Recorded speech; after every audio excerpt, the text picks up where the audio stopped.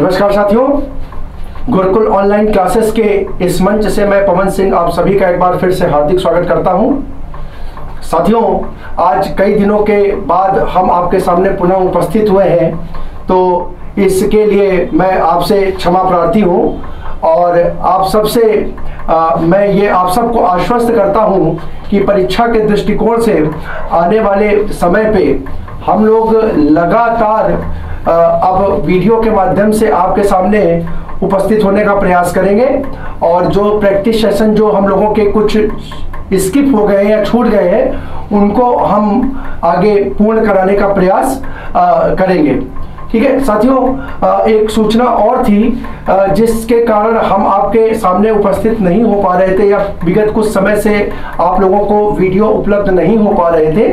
तो साथियों, उसका कारण ये है कि हम लोगों का जो ऑफलाइन का सेंटर है उसमें उसके स्थान में चूंकि परिवर्तन किया गया है कुछ कारणों से, अब हम लोगों का जो संस्थान है वो काकादेव के तहत शोभा टावर बिल्डिंग के पास आ गया है।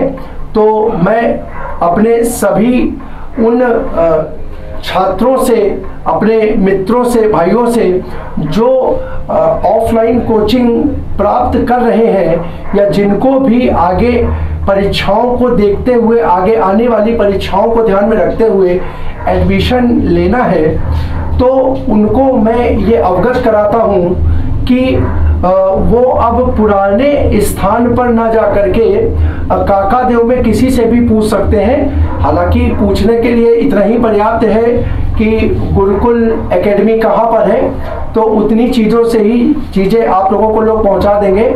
लेकिन फिर भी जैसे कोई जानना चाहे तो गुरुकुल एकेडमी अब शोभा टावर के पास आ गई है।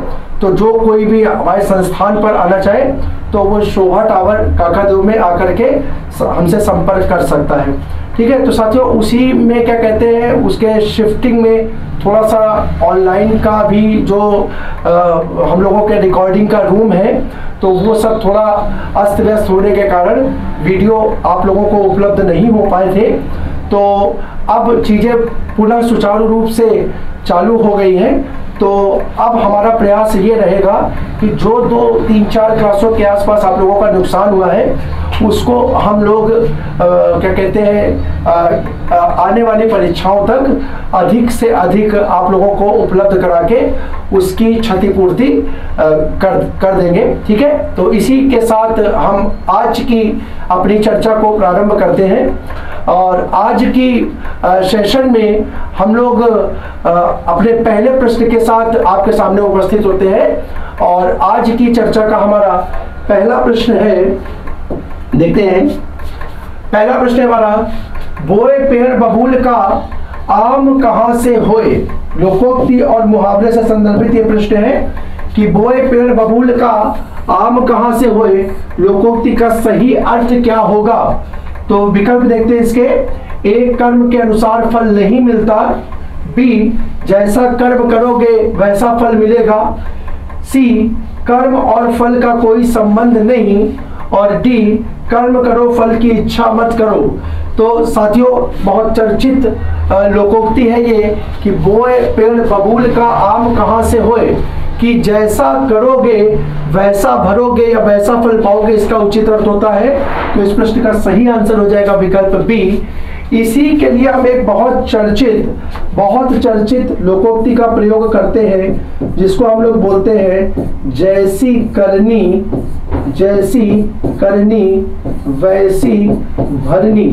वैसी भरनी, जिसका अर्थ होता है जो करोगे वही पाओगे। जैसा करोगे या जो करोगे वही पाओगे, इसका अर्थ होता है। तो इसकी जगह पर हम इसका प्रयोग भी कर सकते हैं। इसकी जगह पर हम इस लोकोक्ति का प्रयोग भी, जो करोगे वही पाओगे, इसका प्रयोग भी कर सकते हैं। ठीक है, तो इस प्रकार से इस हमारी लोकोक्ति का आंसर जो होगा वो होगा विकल्प बी। आइए अगले प्रश्न की ओर देखते हैं। हमारा अगला प्रश्न है, ब्रज हिंदी की किस उपभाषा के अंतर्गत है। किस उपभाषा के अंतर्गत है?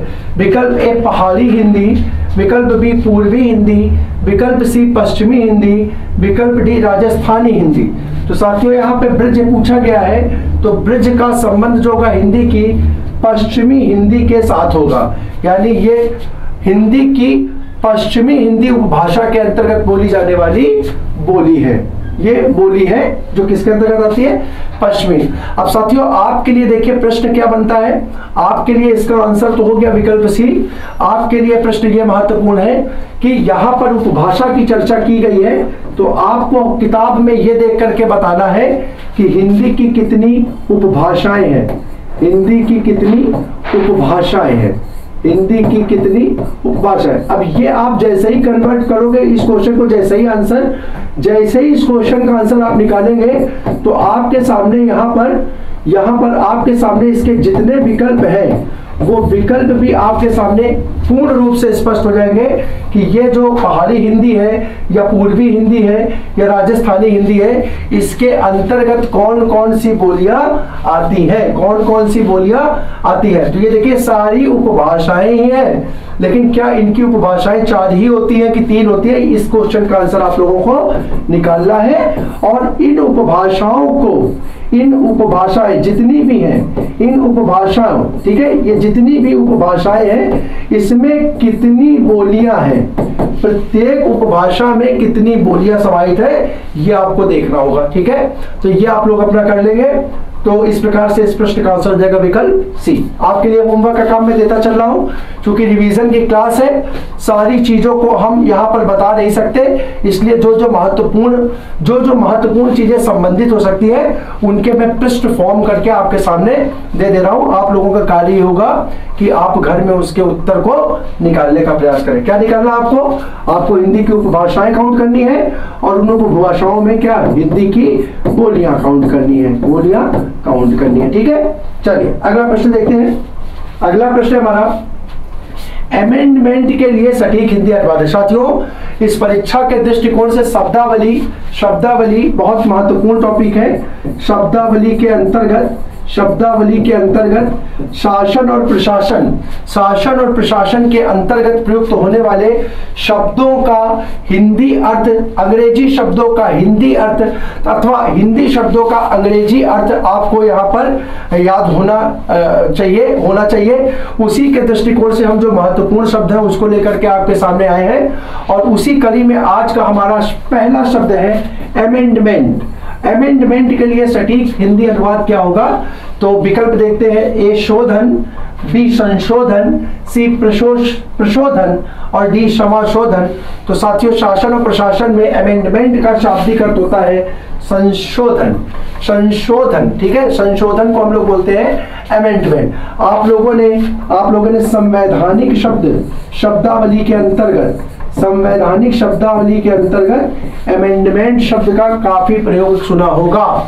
ठीक है, संशोधन, ठीक है, अमेंडमेंट पूरे एक संशोधन का भाग है संविधान के अंतर्गत। ठीक है, जिसको अमेंडमेंट के नाम से हम लोग जानते हैं। तो इस प्रकार से इस प्रश्न का हमारा सही आंसर होगा विकल्प बी। अगला प्रश्न हमारा, उसने कहा था कहानी के लेखक हैं। ठीक है साथियों, विकल्प ए किशोरीलाल गोस्वामी, बी चंद्रधन शर्मा गुलेरी, सी प्रेमचंद और डी भगवान दास।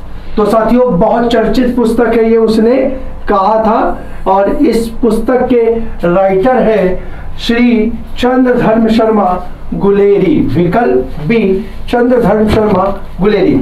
साथियों एक चीज आपके सामने यहां पर और चाहूंगा कि ये प्रेमचंद, ध्यान रखिएगा, प्रेमचंद जो है हिंदी में एक महत्वपूर्ण स्थान रखते हैं। तो मेरा आपसे ये विशेष निवेदन है कि प्रेमचंद की जितनी ज्यादा से ज्यादा रचनाएं आप याद कर सकते हैं उनको याद करिएगा, क्योंकि परीक्षा में ज्यादातर आपके सामने उन्हीं चीजों के साथ उपस्थित होता है जो चीजें आपके लिए प्रयोग में होती है या जिनका जिनका कहीं ना कहीं आपने अध्ययन किया होता है। तो हम आपको बार बार कहते हैं कि परीक्षा की तैयारी के लिए सिलेबस की महत्वपूर्ण भूमिका होती है, और आपके सिलेबस में साफ साफ मेंशन है कि इंटरमीडिएट तक की हिंदी। तो इंटरमीडिएट तक के जो लेखक हैं, जो नाटककार हैं, जो कवि हैं, जो रचनाकार हैं, उनके बारे में और उनकी पुस्तकों के बारे में आपको जानना बहुत महत्वपूर्ण हो जाता है।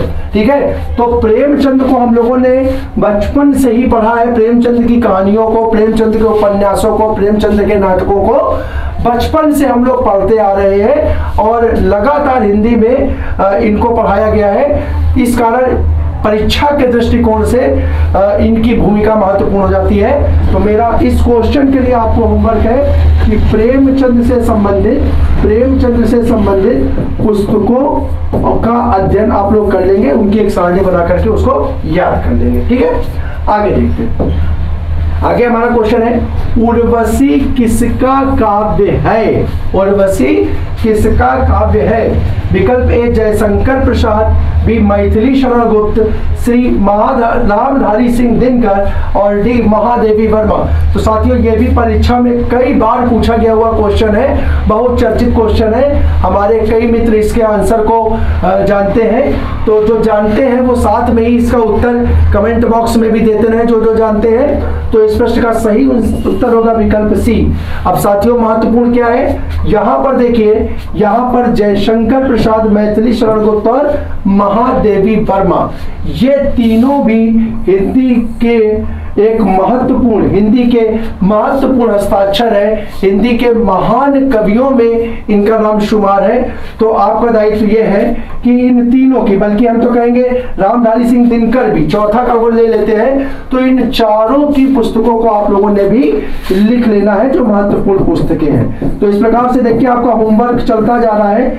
एक मैंने पीछे आपको बताया प्रेमचंद, और चार नाम यहाँ पर हो गए आपके, जयशंकर प्रसाद, महादेवी वर्मा, रामधारी सिंह दिनकर और मैथिली शरण गुप्त। इनकी ज्यादा नहीं, इनकी 4-5 जो पुस्तकें हैं प्रमुख, जो आपको दिख जाएंगी, जिनको आपने कहीं ना कहीं सुना भी होगा पढ़ाई के दौरान, उन पुस्तकों को आप ले लेंगे और बस उतनी ही पुस्तकों का अध्ययन आप करते चले जाएंगे। ठीक है, और पूरा मुझे उम्मीद है और ऐसी आशा करता हूं कि परीक्षा में उन्हीं पुस्तकों में से आपके सामने क्वेश्चन उपस्थित हो जाएगा। ठीक है, तो इस प्रकार से इस प्रश्न का आंसर हो जाएगा विकल्प सी। आइए अगले प्रश्न की ओर देखते हैं। अगला प्रश्न है, सुख के खेतों को हरा भरा और प्रफुल्लित करने का अर्थ है। ठीक है, यहाँ पर फिर से एक बार लोकोक्ति हमारे सामने आ गई, सुख के खेतों को हरा भरा करना। ठीक है, विकल्प के साथ उपस्थित होते हैं। विकल्प है ए जीवन को सुखमय बनाना, बी जीवन को दुखमय बनाना, सी जीवन की सिंचाई, खेतों की सिंचाई करना, डी जीवन को संकट में डालना।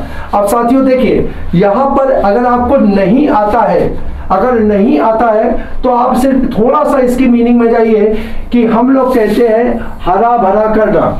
अब हरा भरा करना अगर किसी को हम भाषा के रूप में बोलते हैं, किसी व्यक्ति से कहते हैं, तो इसका अर्थ किस संदर्भ में होता है? जैसे हम लोग कहते हैं कि यार तुम्हारा परिवार जो है वो हमेशा क्या हरा भरा रहे। ठीक है, तुम्हारा जीवन क्या रहे, हरा भरा रहे। तो जीवन हरा भरा रहे का मतलब क्या हुआ? एक प्रकार से हम लोग आशीर्वाद देते हैं, और आशीर्वाद देने के संदर्भ में हम लोग इसका प्रयोग किस लिए करते हैं? सुखमय के लिए करते हैं, सुखी जीवन की कामना के लिए करते हैं, सुखी जीवन की कामना के लिए करते हैं। तो उस संदर्भ से अगर नहीं आते हुए भी हम प्रश्न को देखें, तो इस प्रश्न का आंसर हमें मिलेगा, और इस प्रश्न का आंसर का विकल्प है जीवन को सुखमय बनाना। जीवन को सुखमय बनाने के लिए हम किसका, इस लोकोक्ति सुख के खेतों को हरा भरा और प्रफुल्लित करने का प्रयोग करते हैं। इस प्रकार से इस प्रश्न का आंसर हमारा हो गया विकल्प ए। अगला क्वेश्चन है हमारा, निम्न में से योग रूढ़ शब्द कौन है? साथियों, योग रूढ़ की चर्चा शब्द रचना के दौरान मैंने आप लोगों से की थी, विस्तृत रूप से इसका अध्ययन किया था, योग रूढ़ क्या शब्द होते हैं। ठीक है, तो योग रूढ़ शब्द को अगर हम देखें तो यहाँ पर विकल्प ए पीला, बी जलज, सी पर और डी दूध वाला। तो साथियों, इस प्रश्न का सही आंसर यहाँ पर हो जाएगा विकल्प बी, जलज जो है हमारा योग रूढ़ शब्द हो जाएगा। और आज का प्रश्न आपका क्या है? आपका प्रश्न यहाँ पर क्या है? आपका प्रश्न यहाँ पर है कि योग रूढ़ शब्द जो होता है, योग रूढ़ शब्द जो होता है, वो शब्द विभाजन के अंतर्गत शब्द विभाजन के अंतर्गत किस समूह में या किस श्रेणी में आता है, किस समूह अथवा श्रेणी में आता है। ये क्वेश्चन आप लोगों के लिए है, इसका आंसर निकालने के लिए प्रयास करिएगा। ठीक है, हमने यहाँ पर प्रश्न बनाया है जो कि पूर्व में प्रश्न था, उसको हम उत्तर के रूप में पूछ रहे हैं, तो आपका दायित्व ये बताएंगे कि योग रूढ़ शब्द किस श्रेणी के अंतर्गत, यानी इसका विभाजन जब किया जाता तो कौन से विभाजन में ये शब्द आता है।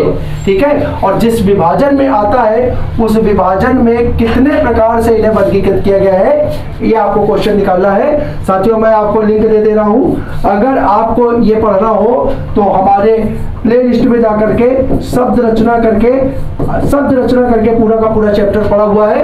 अगर किसी ने ना पढ़ा हो तो वहां से इसको रिवाइज कर सकता है, पूरे के पूरे कॉन्सेप्ट और एग्जाम्पल के साथ वहां पर आपको ये उपलब्ध हो जाएगा।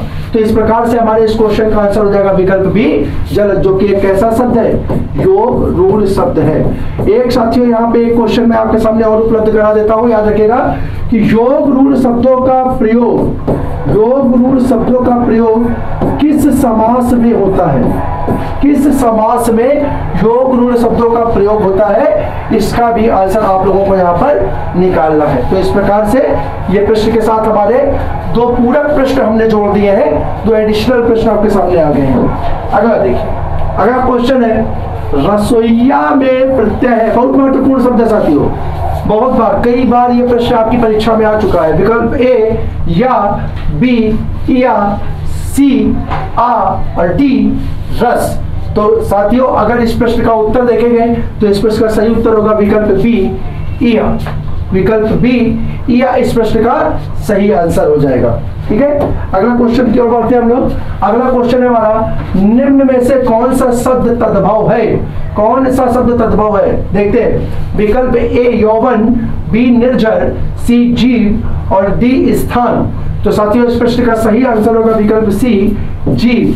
जीव जो है हमारा वो कैसा शब्द होगा, जीव हमारा जो है वो तद्भव का शब्द होगा, और जिसका तत्सम शब्द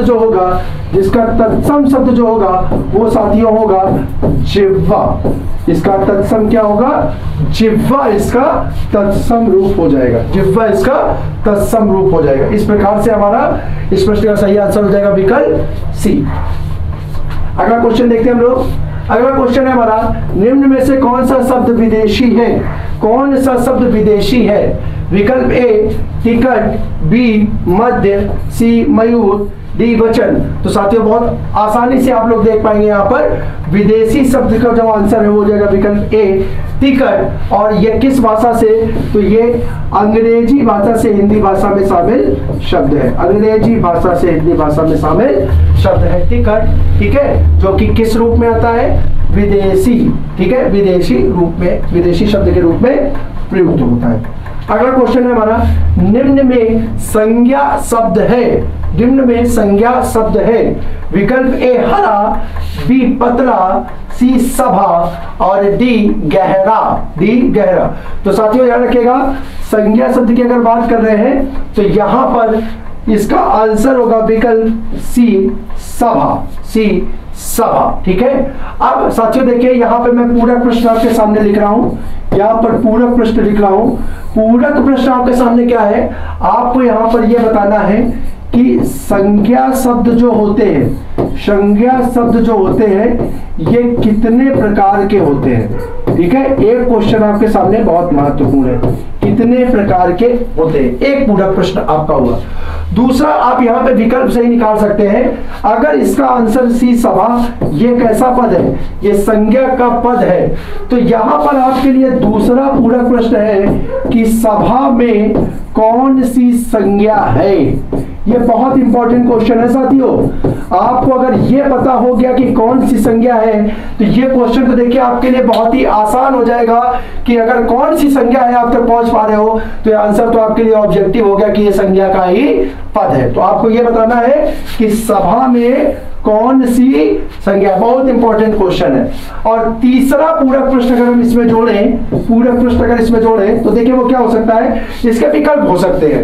अब अगर हम पूछें कि अगर ये पद ए सी जो है, ये सी पद जो है वो सभा संज्ञा का पद है, तो विकल्प ए बी और डी, विकल्प ए बी और डी जो है उसमें कौन सा पद या उस पद का प्रयोग किस रूप में होता है। तो देखिए हरा बोध कराना है रंग का, पतला ये बोध कराना है गुण का, और गहरा ये भी बोध कराना है किसका, ये भी बोध कराना है आपको गुण का। ठीक है, तो ये जब हम देखते हैं रंग गुण और गुण, तो हम देखते हैं ये तीनों गुण जो है, रंग जो है, इसका प्रयोग हम लोग किसके अंतर्गत करते हैं, इसका प्रयोग हम लोग विशेषण के अंतर्गत करते हैं। तो हरा पतला और गहरा, हरा पतला और गहरा ये शब्द जो है, हरा पतला और गहरा ये कैसे शब्द होंगे, ये कैसे शब्द होंगे, तो साथियों इसका आंसर हो जाएगा, ये शब्द कैसे होंगे, विशेषण के पद होंगे। कैसे पद होंगे, विशेषण। अब आपके सामने प्रश्न है कि ये हरा पतला और गहरा जो है, हरा पतला जो गहरा है इसमें कौन सा विशेषण है, कौन सा विशेषण है, कौन सा विशेषण है, ये आपके सामने प्रश्न है। तो इस प्रकार से देखिए, इस प्रकार से आप सिर्फ ये ना देखिए कि नंबर ऑफ क्वेश्चंस आपके 25 है, हम आपको यहाँ पर बहुत अधिक क्वेश्चन उपलब्ध लगातार कराते जा रहे हैं। हर प्रश्न के साथ हम प्रयास कर रहे हैं जिसमें भी संभव हो ज्यादा से ज्यादा क्वेश्चन उसके साथ जोड़ करके आपके सामने उन चीजों को क्लियर करते चले जाए। तो यहाँ पर ये तीनों पद जो हो जाएंगे वो विशेषण के हो जाएंगे, और आपका प्रश्न ये बनता है कि अब ये विशेषण का कौन सा प्रकार है। जब आप देखो इसको पढ़ोगे, जब आप इसको पढ़ोगे घर में देखोगे तो आप ऑटोमेटिक देखोगे कि विशेषण के प्रकार आपको स्पष्ट हो जाएंगे, और प्रकार के साथ साथ कौन सा प्रकार में किस प्रकार से उसका प्रयोग होता है, किस रूप में वो प्रयुक्त होता है, वो भी आपको बहुत आसानी से क्लियर हो जाएगा। ठीक है, तो इस प्रकार से इस प्रश्न का आंसर है विकल्प सी। आगे देखते हैं, आगे हमारा क्वेश्चन है किसका प्रयोग सदैव बहुवचन में होता है। साथियों ऐसे क्वेश्चन भी बहुत इंपॉर्टेंट होते हैं लिंग और वचन से संबंधित। परीक्षा में अक्सर पूछता है कि एक वचन पहचानिए या बहुवचन पहचानिए, या इस तरीके से देते हैं कि किसका प्रयोग निम्न में से सदैव एक वचन के या किसका प्रयोग सदैव बहुवचन के रूप में होता है। तो यहाँ पर देखते हैं विकल्प ए दर्शन, बी नारी, सी लता, डी गाय। तो देखिए यहां पर इस प्रश्न का सही आंसर होगा विकल्प ए दर्शन। दर्शन का प्रयोग सदैव किस रूप में, इंपॉर्टेंट मार्क कर लीजिएगा, सदैव बहुवचन के रूप में होता है, सदैव बहुवचन के रूप में इसका प्रयोग होता है। इसका प्रयोग कभी भी एक वचन के रूप में हम नहीं करते हैं, नहीं करते हैं। ठीक है, तो इस प्रकार से हमारे इस प्रश्न का आंसर हो गया विकल्प ए। ठीक, अगर हम बात करें तो देख लीजिए यहाँ पर नारी, इसका बहुवचन होता है नारियां, नारियां। लता का बनता है लताएं, लता का बनता है लताएं, और गाय का बनता है गाय, गाय का बनता है गाय। तो इस प्रकार से इन तीनों के हमने ये बहुवचन लिख दिए, जबकि दर्शन का कोई भी, दर्शन का प्रयोग जो है वो सदैव बहुवचन के रूप में होता है, इसका कभी भी एक वचन के रूप में प्रयोग नहीं होता है। ठीक है, तो इस प्रकार से इस प्रश्न का आंसर है हमारा विकल्प ए। अगला प्रश्न हमारा 14वां क्वेश्चन है, निम्न में भूतकाल का उदाहरण है, भूतकाल का उदाहरण है साथियों। ठीक है, विकल्प देखते हैं, ए मैं जाता हूं, बी राम घर गया था, सी वह आ रहा है, और डी वह पुस्तक पढ़ेगा। साथियों तो यहाँ पर देखिए बहुत बेसिक सी पहचान हम अगर बात करें तो ये पहचान हम लोगों की बहुत सामान्य रूप से हम देखते हैं, है, था और गा। ठीक है, तो अगर देखें तो यहाँ पर हम देखते हैं कि है का प्रयोग किस रूप में होता है का प्रयोग प्रायः वर्तमान के रूप में होता है, था का प्रयोग प्रायः भूतकाल के रूप में होता है, और गा का प्रयोग प्रायः भविष्य काल के रूप में होता है। अगर इस बेसिक चीज को भी हम आपके सामने रख ले तो यहाँ से भी हम उत्तर प्राप्त कर सकते हैं। देखिए हूं, ठीक है, हूं यहाँ पे है के साथ, यहाँ पर देखिए हूं, ठीक है, ये पद भी प्रयुक्त हो सकते हैं, एक वचन के लिए है और बहुवचन के लिए है। ठीक है, और मैं के साथ प्रयोग होता है हूं का प्रयोग। ठीक है, मैं के साथ होता है हूं। तो यहाँ पर देखिए, यहाँ पर ये पद जाता हूं, देखिए ता है, ती है, ते है, ता है, ती है, ते है। अगर ये पद कहीं पे आते हैं तो वो वर्तमान की पहचान कराते हैं, तो ये पद हो गया आपका वर्तमान का, इसी प्रकार से यहाँ पर देखिए है, ये पद भी हो गया वर्तमान का, और यहाँ ये गा, ये पद हो गया भविष्यकाल का। यहाँ पर देखिए यहाँ पर था का प्रयोग हो रहा है और आपसे भूतकाल पूछ रहा है, तो इस प्रश्न का सही आंसर होगा हमारा विकल्प बी। था का प्रयोग जहां पर होगा वो हमारा भूतकाल का वाक्य हो जाएगा। तो इस प्रकार से ये बी विकल्प जो है हमारा भूतकाल का वाक्य होगा। बाकी ए और सी वर्तमान और डी जो है वो भविष्यकाल का वाक्य हो जाएगा। अगला प्रश्न देखते हैं। अब हमारा क्वेश्चन पैसेज से रिलेटेड आ गया है, तो आइए पहले एक बार हम पैसेज को पढ़ते हैं और उसके बाद हम बढ़ेंगे उनके संबंधित प्रश्नों की ओर। तो देखिए पैसेज हमारा क्या कह रहा है कि कुछ भी बन, यहाँ पे एक पद्यांश लिया हुआ है, एक पद्य की चर्चा कर रहे हैं हम लोग, और एक कवि उसमें क्या कह रहा है, उसमें कह रहा है कुछ भी बन बस कायर मत बन, ठोकर मार पटक मत माथा, ते ही राह रोकते पाहन, कुछ भी बन बस कायर मत बन। एक कविता जो है प्रतीक के माध्यम से व्यक्ति को क्या कर रही है, व्यक्ति के अंदर क्या कहते हैं, एक उमंग का, जोश का भाव भरने के संदर्भ में प्रस्तुत की गई है, जहां पर कवि अपनी कविता के माध्यम से व्यक्ति के अंदर जो सोई हुई चेतना है, जो भावना है, उसको जगाने का प्रयास कर रहा है। ठीक है, और वो उसको वहां कह रहा है कि कुछ भी बन बस कायर मत बन। यहाँ पे कायर शब्द का मतलब किसी कमजोर से नहीं है।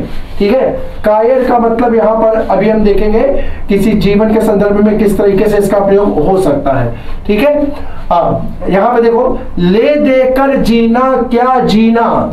ठीक है, यहां पर देखिए ले देकर, लेना और देना। ठीक है, लेन देन करके जीवन यापन जीना भी क्या जीना। इसका मतलब यहाँ पे क्या हुआ, यहाँ पे इसका एक अर्थ हो गया समझौतावादी दृष्टिकोण। क्या हो गया, समझौतावादी दृष्टिकोण। समझौतावादी का मतलब क्या होता है, समझौतावादी का मतलब होता है कि छोटी सी छोटी चीज, ठीक है, काम को पूरा कराने के लिए व्यक्ति क्या करता है, अपने जो सिद्धांत है, अपने जो नैतिक मूल्य है, उनको त्याग करके अपने कार्य को पूर्ण करने का प्रयास करता है, समझौते करता है। तो यहाँ पर कवि व्यक्ति को कहता है कि आपके सिद्धांत जो है वो आपकी ताकत है। ठीक है, उन सिद्धांतों को छोटी छोटी चीजों के लिए उनसे समझौता करना उचित नहीं है। ठीक है, आप अपने सिद्धांतों पर बने रहे और छोटी छोटी, क्योंकि छोटे लाभ जो है वो आगे कहीं ना कहीं बड़े क्या कहते हैं हानि का कारण होते हैं। तो हमको छोटे लाभ को त्याग करके बड़े लाभ की, बड़े एक क्या कहते हैं बड़े एक लक्ष्य की ओर, ठीक है, अपनी दृष्टि रखनी चाहिए। और उसके लिए जो छोटे छोटे समझौते करने होते हैं, उन समझौतों को करने से हमें बचना चाहिए। कवि का ऐसा दृष्टिकोण है कि व्यक्ति को समझौतावादी होने से क्या होना चाहिए, बचना चाहिए। क्योंकि ये क्या होता है, क्षणिक लाभ तो दे सकता है, परंतु जब हम दूर की चर्चा करते हैं, जब एक क्या कहते हैं बड़े लक्ष्य को देखते हैं, तो वहां पर इसमें नुकसान ही दिखाई देता है। तो इस प्रकार से देखिए यहां पर इसका अर्थ हो जाता है समझौतावादी दृष्टिकोण से संबंधित। तो ले देकर जीना भी क्या जीना, कब तक गम के आंसू पीना, और मानवता ने तुझको सींचा बहा युगों तक खून। बड़ी ऐसा नहीं है, व्यक्ति के जो सिद्धांत बने हैं, जो इसमें चरित्र का निर्माण हुआ है, चरित्र कैरेक्टर, ठीक है, जिनके आधार पर ऐसे अंग, ऐसे तत्व जो चरित्र के निर्माण में आवश्यक भूमिका निभाते हैं, वो एक पल में ही निर्मित नहीं हो गए साथियों। कहते हैं कि युगों युगों तक, एक लंबे समय तक उस पे अध्ययन करके, उनको देख करके हमारे पूर्वजों द्वारा, ठीक है, चरित्र को निर्मित करने के लिए उनको हमें बताया गया है, उनको स्वीकार करने की सलाह दी गई है।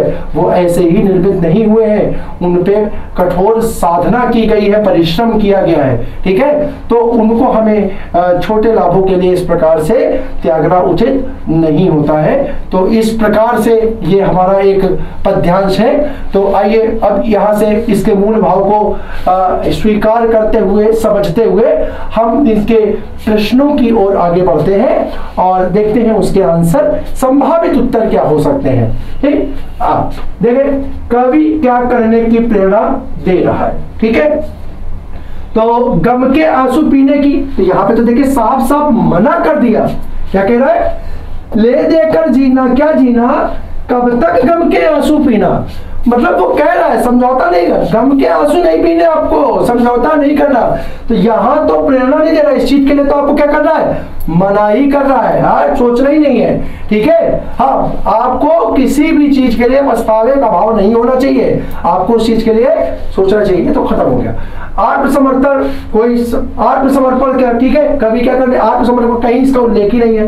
तीसरा, रुकावटों को ठोकर मारने की। ठीक है, कभी क्या कर रहा है? रुकावटों, अब यहां पर देखिए, यहां पर ठोकर मार, इस चीज के लिए कभी इंगित कर रहा है। ठोकर मार पटक मत माथा। वो क्या कह रहा है कि तेरी राह में, तेरी राह रोकते पान, तुम्हारे आगे बढ़ने की इस दिशा में, इस रास्ते में जो पत्थर, पत्थर का मतलब यहाँ पे पत्थरों से नहीं है, उन रुकावटों से है जो आपको आगे बढ़ने से क्या कर रही है? रोक रही है। तो एक प्रतीक के माध्यम से क्या कह रहा है कि जो भी तुम्हारे आगे बढ़ने के मार्ग में बाधक है, उन बाधक चीजों में पटक मत माथे का एक प्रतीकात्मक अर्थ अगर हम ले, तो समाज में व्यक्ति जब आगे बढ़ता है तो कई लोग होते हैं जो उसको रोकने का, उसको पीछे खींचने का प्रयास करते हैं। ठीक है, वो दिखाते हैं कि वो हमारे शुभचिंतक है जैसी, परंतु वास्तव में उनका हमारी क्या कहते हैं, हमारी अच्छाई बढ़ने से उन्हें क्या कहते हैं, अच्छा नहीं लगता, वो हमें पीछे खींचने का प्रयास करते हैं। तो वो क्या कह रहा है? पटक मत माता, यानी उनके कंधे पर सर रखकर रोने का कोई तुम्हें औचित्य नहीं है, बल्कि ठोकर मार, उनको किनारे करिए और अपने लक्ष्य की ओर बढ़ते चले जाइए। तो यहाँ पर इस प्रश्न का देखिए सही आंसर यहाँ पे सीधे सीधे यहां से मिल जाएगा, विकल्प सी, रुकावटों को ठोकर मारने की बात यहां पर हो रही है। आगे देखते हैं, अगला क्वेश्चन है हमारा, इन पंक्तियों में कायर का अर्थ क्या है? विकल्प ए सहज, बी समझौतावादी, सी चालाक और डी दुष्ट। तो साथी जरा पीछे क्वेश्चन से देखिए, तो यहाँ पर कैसा दृष्टिकोण बोला गया है? समझौतावादी दृष्टिकोण को उसने क्या किया है? मना किया है, ऐसा नहीं करने का प्रयास किया है। कायर नहीं, यानी समझौतावादी नहीं होने के लिए कह रहा है। तो इस पद में कायर जो पद होगा वो इसका सही आंसर होगा विकल्प बी, समझौतावादी के लिए इसका प्रयोग किया जाएगा, समझौतावादी के लिए इसका प्रयोग होगा। अगला क्वेश्चन देखते हैं, कुछ भी बन बस कायर मत बन, कवि ने क्या कहा है? कवि ने क्या कहा है? इस पंक्ति में देखिए क्या कहा है, तो कह रहा है कुछ भी बनना आसान है, इससे कोई देखिए मूल भाव नहीं। हम विकल्पों को देखते हैं, फिर देखते हैं कि हमारे आंसर को क्या हमारा संभावित आंसर हो सकता है। बी, कुछ भी बनना मुश्किल है। ठीक है, सी, कायर मनुष्य का जीवन व्यर्थ है, और डी, कायर मनुष्य अच्छा नहीं होता। तो यहां पर देखें जो संभावित एकदम सही उत्तर हो सकता है वो क्या हो सकता है? ये हो सकता है कि कायर मनुष्य का जीवन व्यर्थ है। क्यों? क्योंकि इस पूरे पद्यांश से आपको दिखाया गया है कि कायर मनुष्य का जीवन, समझौतावादी जीवन जो होता है वो समय समय पर उसको क्या करता है? कष्ट में डालता रहता है, समय समय पर उसको कष्ट देता रहता है। इस कारण से वो क्या कहता है कि कायर मनुष्य का जीवन क्या है? व्यर्थ है। तो इस प्रश्न का सही उत्तर हो जाएगा विकल्प सी। अगली क्वेश्चन की हम लोग पढ़ते हैं और देखते हैं, पाहन शब्द का पर साथी अगर हम कहें कि इस पैसेज को हम देखें ही नहीं, ये पर्यायवाची का क्वेश्चन है, तो बहुत आसानी से आप निकाल सकते हैं। विकल्प ए मेहमान, ठीक है, बी पैर, सी पत्थर और डी पर्वत। ठीक, तो यहाँ पर पाहन मतलब होता है पत्थर, तो इस प्रश्न का सही आंसर हो जाएगा हमारा विकल्प सी, पत्थर।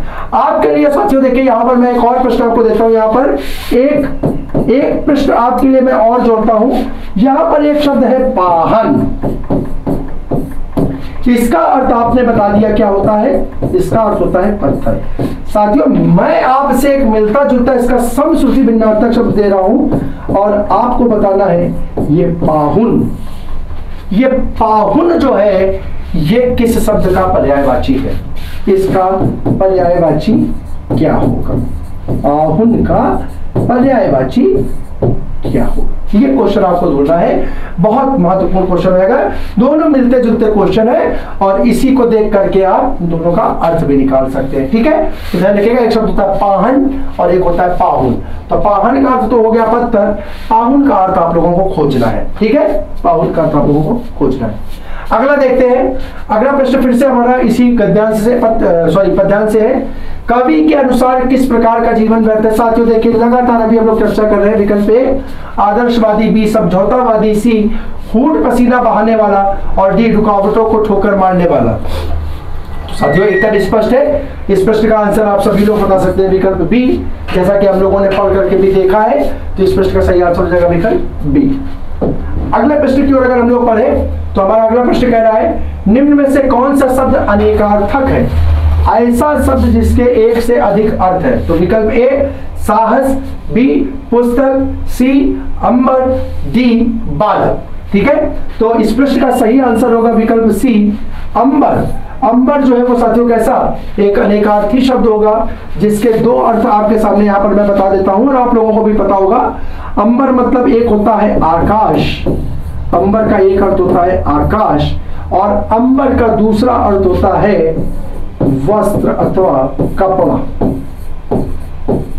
वस्त्र अथवा कपड़ा इसका दूसरा अर्थ हो जाएगा। आइए आगे देखते हैं। अगला क्वेश्चन है हमारा साथियों, यहां पर पत्राचार यानी पत्र लेखन से संबंधित भी प्रश्न हमारे सिलेबस में है, तो उसको देखते हुए हम कुछ प्रश्नों के सामने आपके सामने उपस्थित है। देखिए क्या कह रहा है, अपने कार्यालय से अनुभव प्रमाण पत्र लेने के लिए किसे आवेदन पत्र लिखेंगे? अभिनव प्रमाण पत्र का मतलब होता है, अंग्रेजी में इसको बोलते हैं एक्सपीरियंस लेटर, अंग्रेजी में इसे बोलते हैं। आप एक प्रशासनिक शब्दावली भी याद रखेंगे, एक्सपीरियंस लेटर, जिसको हिंदी में क्या बोलते हैं, तो याद रखिएगा, इसको हिंदी में बोलते हैं अनुभव प्रमाण पत्र। क्या बोलते हैं? अनुभव प्रमाण पत्र। अब यहां पर दिया गया है कि आपको अपने ऑफिस से, आपको कार्यालय से अनुभव प्रमाण पत्र प्राप्त करना है, तो उसके लिए आपको पत्र किसे लिखना होगा? विकल्प ए संस्थापक महोदय, बी प्रचार महोदय, सी व्यवस्थापक महोदय और डी संपादक महोदय। तो साथियों हमेशा ध्यान रखिए, आपको जब भी कोई एक्सपीरियंस लेटर या इस तरीके के कार्य होते हैं, तो आपको मैनेजमेंट, ठीक है, मैनेजमेंट के तहत, ठीक है, मैनेजमेंट के तहत इन सब कार्यों को संपादित कराना होता है। और मैनेजमेंट को देखने वाला जो मैनेजमेंट का प्रमुख होता है, उसे हम मैनेजर के नाम से जानते हैं, और मैनेजर को हम लोग बोलते हैं हिंदी में व्यवस्थापक महोदय। तो साथियों ध्यान रखिएगा, यहाँ पे मैंने आपको दिया कि जब भी एक्सपीरियंस लेटर आपको प्राप्त करना होता है, तो उसके लिए आपको जो लेटर है वो कंपनी के या ऑफिस के मैनेजर को संबोधित करके पत्र ज्ञापन देना होता है। ठीक है, तो इसका आंसर हो जाएगा विकल्प सी। अगला क्वेश्चन देखते हैं। अगला क्वेश्चन है, औपचारिक पत्र में इनमें से कौन सा विकल्प नहीं होगा? ठीक है, अब यहां पर चीज है औपचारिक, तो पहले तो ध्यान रखिएगा, औपचारिक को अंग्रेजी में क्या बोलते हैं? औपचारिक को अंग्रेजी में क्या बोलते हैं? तो ध्यान रखिएगा, औपचारिक को अंग्रेजी में ऑफिशियल बोलते हैं, और इसको बोलते हैं औपचारिक अगर पत्र, तो ये कहलाता है ऑफिशियल लेटर। क्या कहलाता है? ऑफिशियल लेटर कहलाता है। ठीक है, तो अब यह क्या है, पत्र में कौन सा विकल्प नहीं होगा? अगर हमें ऑफिशियल लेटर लिखना है, ऑफिशियल यानी एक औपचारिक पत्र लिखना है, साथियों देखिए, औपचारिक पत्र को ही हम सरकारी पत्र भी बोलते हैं, सरकारी पत्र भी बोलते हैं।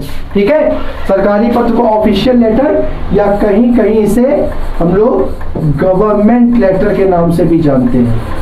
किसके नाम से?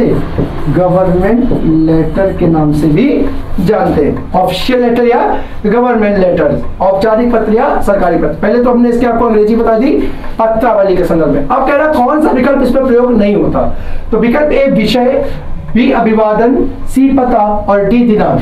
तो साथियों देखिए, ऑफिशियल लेटर जब भी आप कभी लिखते हैं तो उसमें एक विषय मेंशन होता है जिसकी महत्वपूर्ण भूमिका होती है, जो कि पूरे पेपर, जो हमारा लेटर है, जो हमारा पत्र है, वो किस से संबंधित है, किसकी चर्चा उसमें की गई है, उसको विषय के माध्यम से हम लोग बता देते हैं, उससे बोल्ड करके उसे समझा देते हैं। दूसरा, पता कहाँ जाना है, ये तो महत्वपूर्ण हो ही जाता है कि पत्र हमें किसे भेजना है, तो पता भी उसमें मेंशन होता है। और दिनांक, किस डेट पे, किसी भी पत्र में दिनांक आवश्यक होती है, चाहे वो ऑफिशियल हो चाहे अनऑफिशियल लेटर हो, उसमें दिनांक दोनों ही प्रकार के लेटरों में होती है। तो अगर हम बात करें तो यहाँ पर औपचारिक पत्र में अभिवादन का प्रयोग हम लोग नहीं करते हैं। अभिवादन का प्रयोग जो होता है वो औपचारिक में ना हो करके अनौपचारिक पत्रों में होता है। ध्यान रखिएगा, एक पत्र होता है औपचारिक और दूसरा होता है अनौपचारिक। औपचारिक को कहीं कहीं हम लोग फॉर्मल लेटर भी बोलते हैं। ठीक है, फॉर्मल लेटर, ठीक है, फॉर्मल लेटर भी बोल देते हैं, ध्यान रखिएगा। ठीक है, फॉर्मल लेटर के नाम से। तो चाहे ऑफिशियल लेटर हो, चाहे फॉर्मल लेटर हो, चाहे गवर्नमेंट लेटर हो, ये तीनों एक ही के, ठीक है, सरकारी पत्र या औपचारिक पत्र के ही क्या होंगे? स्वरूप होंगे। तो इस प्रकार से इस प्रश्न का आंसर हो जाएगा हमारा विकल्प बी। अगला क्वेश्चन है हमारा, दैनिक जागरण में संवाददाता के पद के लिए आवेदन पत्र किसे लिखेंगे? ठीक है, तो आपको संवाददाता यानी क्या? आपको संवाददाता, ठीक है, संवाददाता के लिए अगर अप्लाई करना है, इस पोस्ट के लिए आपको अप्लाई करना है, तो समाचार पत्र में जो मुख्य होता है वो होता है संपादक। कौन होता है? संपादक। हमेशा ध्यान रखिएगा, समाचार पत्र में, ठीक है, संवाददाता के पत्र के लिए आप आवेदन लिखते हैं विकल्प सी, संपादक महोदय को। और संपादक को साथियों, संपादक को अंग्रेजी में बोलते हैं, इसको भी आप याद रख लीजिएगा, एडिटर। एडिटर बहुत इंपॉर्टेंट शब्द है। एडिटर मतलब होता है संपादक। एडिटर मतलब होता है संपादक। तो इस प्रकार से स्पष्ट का आंसर हो जाएगा हमारा विकल्प सी। अगला क्वेश्चन है हमारा, बस स्टैंड के पास आवारा लड़कों के व्यवहार को बताते हुए, ठीक है, तथा उनके खिलाफ छेड़खानी के विरुद्ध FIR, ठीक है, ये पूरा एक साथ होगा तो लिख लीजिए FIR, ठीक है, FIR दर्ज करवाने के लिए किसे आवेदन पत्र लिखेंगे? तो विकल्प ए अधिकारी महोदय, बी संस्थापक महोदय, सी थाना अध्यक्ष महोदय और डी बस स्टैंड अधिकारी। तो ध्यान रखिएगा, FIR दर्ज हमेशा संबंधित थाने में होती है, और थाने का जो प्रमुख होता है वो थाना अध्यक्ष महोदय होता है। तो इनकी शिकायत हेतु FIR दर्ज कराने हेतु हम पत्र किसको संबोधित करेंगे? थाना अध्यक्ष महोदय को संबोधित करके लिखेंगे। और इस प्रश्न का सही आंसर हो जाएगा विकल्प सी, विकल्प सी। अगला क्वेश्चन है हमारा, ऑफिशियल लैंग्वेज का सही हिंदी अर्थ क्या होगा? ऑफिशियल लैंग्वेज का मतलब होता है सरकारी कामकाज की भाषा। पहले तो ये आप लोग लिख लीजिए, सरकारी कामकाज की भाषा, ठीक है, सरकारी कामकाज की भाषा, ठीक है। तो अब ऑफिशियल लैंग्वेज के लिए हम लोग हिंदी का किस शब्द का प्रयोग करते हैं? तो विकल्प ए राष्ट्रभाषा, बी लोक भाषा, सी राजभाषा और डी संपर्क भाषा। तो साथियों इसका सही आंसर होगा सी राजभाषा, ठीक है, राजभाषा। यानी अब आपके सामने क्वेश्चन ये भी बनता है कि सरकारी कामकाज के लिए जो प्रयुक्त भाषा होती है उसे क्या बोलते हैं? तो उसका आंसर हो जाएगा साथियों, उसे हम राजभाषा के नाम से जानते हैं। उसी को अंग्रेजी में हम लोग ऑफिशियल लैंग्वेज बोलते हैं। साथियों यहाँ पर एक पूरक प्रश्न मैं आपके सामने दे रहा हूँ, यहाँ पर एक पूरक प्रश्न दे रहा हूँ। हम यहाँ पर आपसे पूछ रहे हैं कि भारतवर्ष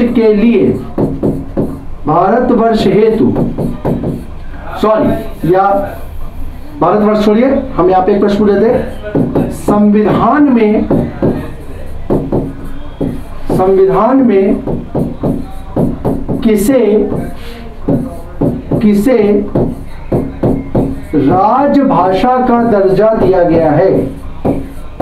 ये क्वेश्चन आप लोगों को निकालना है, किसे राजभाषा का दर्जा दिया गया है। ये प्रश्न आप लोगों के लिए साथियों बहुत महत्वपूर्ण हो जाएगा। संविधान में किसे राजभाषा का दर्जा दिया गया है, ठीक है। तो इस प्रकार से इस प्रश्न का हमारा आंसर हो जाएगा सी, और ये आप लोगों के लिए एक प्रश्न है। अगला प्रश्न हमारा, एडिटर का हिंदी अर्थ। साथियों अभी मैंने थोड़ी देर पीछे आप लोगों को इसका उल्लेख किया। एडिटर का हिंदी अर्थ क्या होगा? विकल्प ए राजदूत, बी अभियंता, सी संशोधक और डी संपादक। तो साथियों एडिटर का अर्थ जो होगा वो होगा विकल्प डी संपादक, ठीक है, संपादक। बाकी के तीनों असंगत है। अब आपके लिए एक प्रश्न है, इसको हम अगले प्रयास करेंगे कि अगली कक्षा में भी इसको आपके सामने लेकर उपस्थित हो। लेकिन आपको हम एक कार्य दे रहे हैं कि इन तीनों का अंग्रेजी रूपांतरण क्या होगा, अंग्रेजी रूपांतरण क्या होगा, ये आप लोगों को देखना है। साथियों बताने को हम अभी आपको इसको बता दें, लेकिन हम चाहते हैं कि आप इसको अपनी पुस्तक से देखने का प्रयास करें, खोजने का प्रयास करें, जिससे कि क्या होगा, इसके साथ साथ आप अन्य शब्दों को भी क्या करेंगे, देखेंगे, पढ़ेंगे, जो कि परीक्षा के दृष्टिकोण से आपके लिए लाभकारी होंगे। तो साथियों इस प्रकार से हमारा आज का सेशन यहाँ पर समाप्त होता है, ठीक है। और एक बार पुनः मैं फिर से आप सबको आश्वस्त करता हूँ कि बहुत शीघ्र ही, ठीक है, और आगे मैं प्रयास करूंगा कि नंबर ऑफ क्वेश्चंस जो है, प्रश्नों की जो संख्या है उसको सेट में हम बढ़ा करके आपके सामने उपस्थित हों। तो इस उम्मीद के साथ, इस वादे के साथ मैं कि आगे वाली कक्षा में हम बहुत ही शीघ्र आपके सामने और महत्वपूर्ण प्रश्नों के साथ उपस्थित होंगे। अपनी आज की चर्चा को यहाँ पर समाप्त करता हूँ। आप सभी घर में स्वस्थ रहें, अपनी पढ़ाई को जारी रखें, उसे धारदार बनाएं और शीघ्र ही जो आने वाली परीक्षा हो उसमें सफलता प्राप्त कर अपने सपनों को पूर्ण करें, ठीक है, अपने सपनों को साकार करें। ऐसी कामना के साथ मैं आज की चर्चा को यहीं पर समाप्त करता हूँ। जय हिंद।